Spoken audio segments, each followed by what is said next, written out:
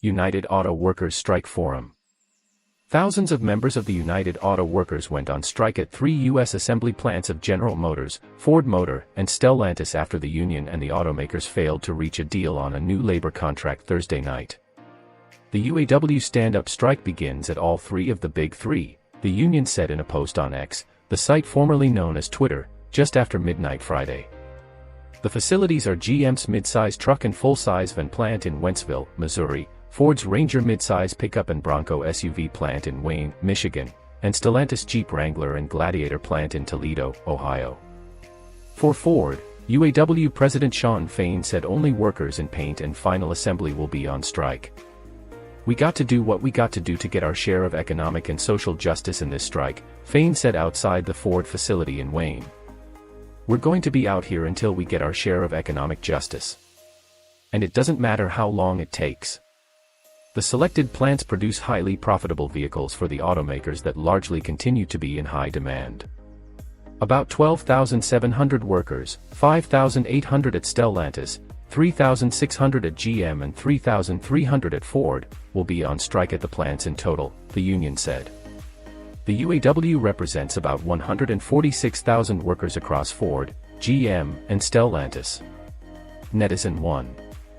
12.7K out of 146K. Yeah, they're gonna slowly squeeze these companies. I'm not sure who's gonna budge because the companies don't want to do a 40% raise along with pensions, but UAW leadership seems pretty committed. Would be a bit funny if this is what sends the economy into the toilet despite its resilience to high interest rates. Netizen 2. They're committed to making a show without the force.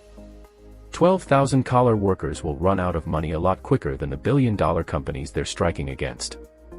Production needs to stop. Look what happened with UPS. That's what needs to happen. ASAP. Netizen 3. That's what they're doing, they will slowly ramp up. UAW has an $800 million strike fund. Netizen 4. UPS set the precedent. People building cars are going to want the same or more. It will be interesting to see how long this lasts and the effects on the second and third level suppliers. A week is probably going to be okay, but after that the smaller companies will start to miss earnings. What parts, electronics, or chip supplier is the most overpriced and going to get hurt the worst because of this in your opinion? Netizen 5. Goodbye American auto manufacturing. Even if they sign the deal now, they'll be continuing to add more facilities to Mexico's lineup and all these unions will have no jobs to protect. Netizen 6. This is the end of the Detroit automakers.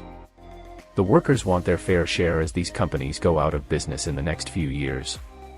The auto factory jobs are moving south, where it is not controlled by unions. Tesla is able to make cars with half the cost, and these labor unions will only make Detroit even less competitive. The writing is on the wall. Netizen 7. The CEO is getting a 40 to 50% pay bump. That is insane at her $1 million salary.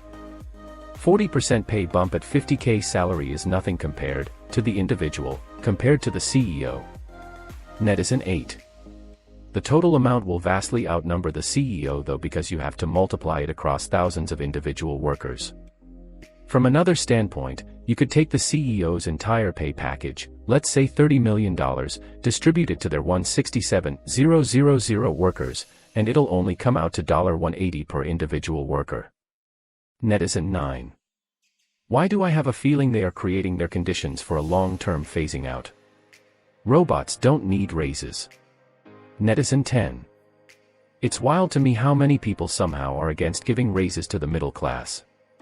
The middle class has been dying for decades, and when a middle-class job asks for more money so they can actually afford a life, people act like that's too much. Point blank, if your company doesn't pay enough for your workers to survive, then your company doesn't deserve to survive. It's just like how the vast majority of McDonald's workers are receiving government assistance.